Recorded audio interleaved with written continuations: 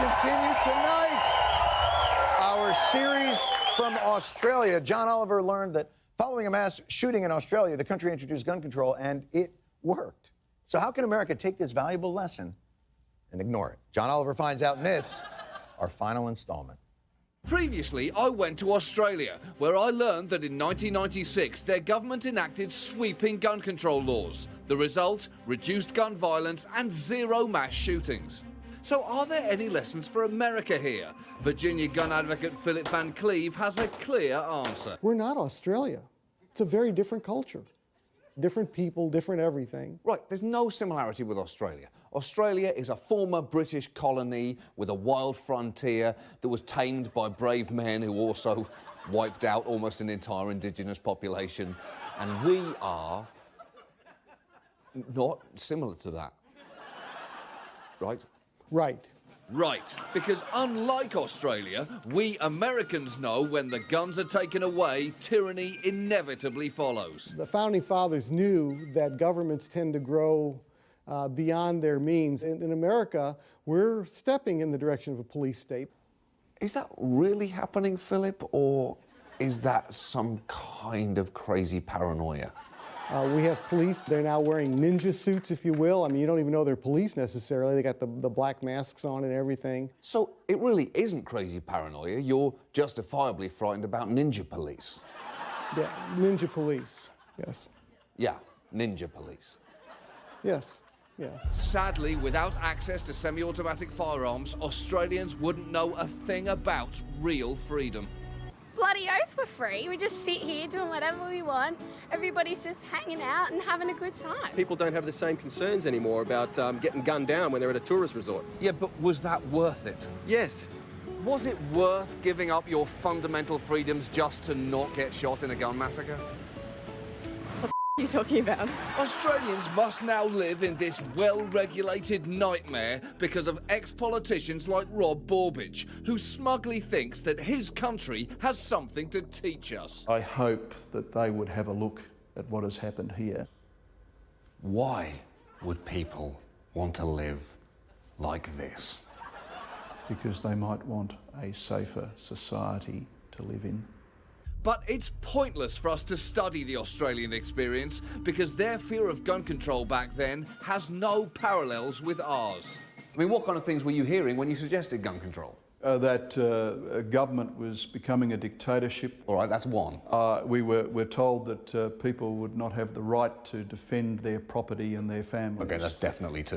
The democracy is at stake somehow if government decides there should be a background check. Yeah, all right. That three. We're about to be invaded by the Indonesians. That's completely different. No one in America is afraid of Indonesians. Are they afraid of Mexicans and Muslims coming? Maybe. Sure, he claims Australians were angry, but where is the proof? People's rights are being taken away from them. And I'm not going to give up any guns that they're going to take off me. Are you going to give yours up?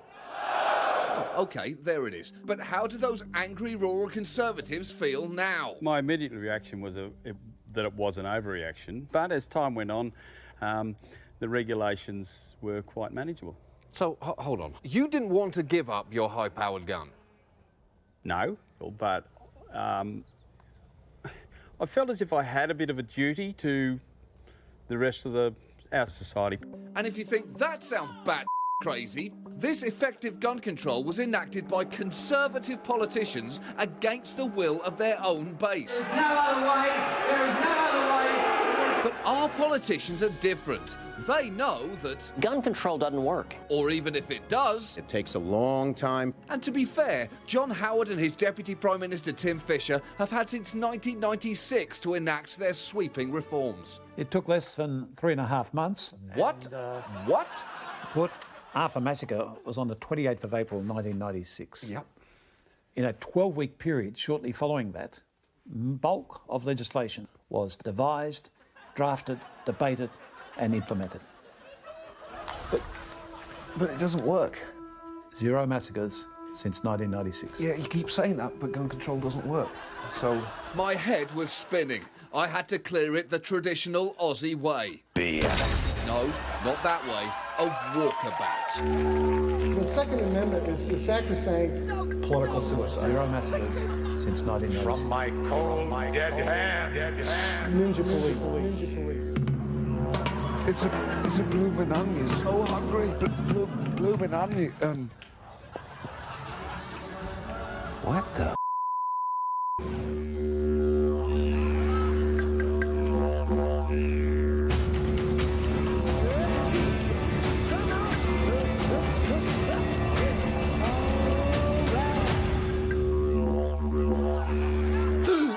After 3 days in the bush with a guy in a kangaroo suit, it became clear what the real issue with gun control in America is. If guns aren't the problem, Philip, what is the problem?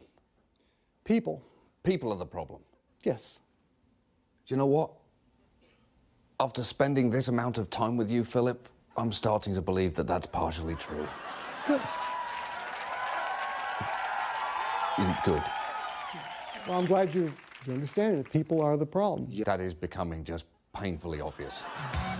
After investigating the issue on opposite sides of the earth, I discovered that if Americans really do want gun control, there is actually one thing they can do to get it. Move to Australia.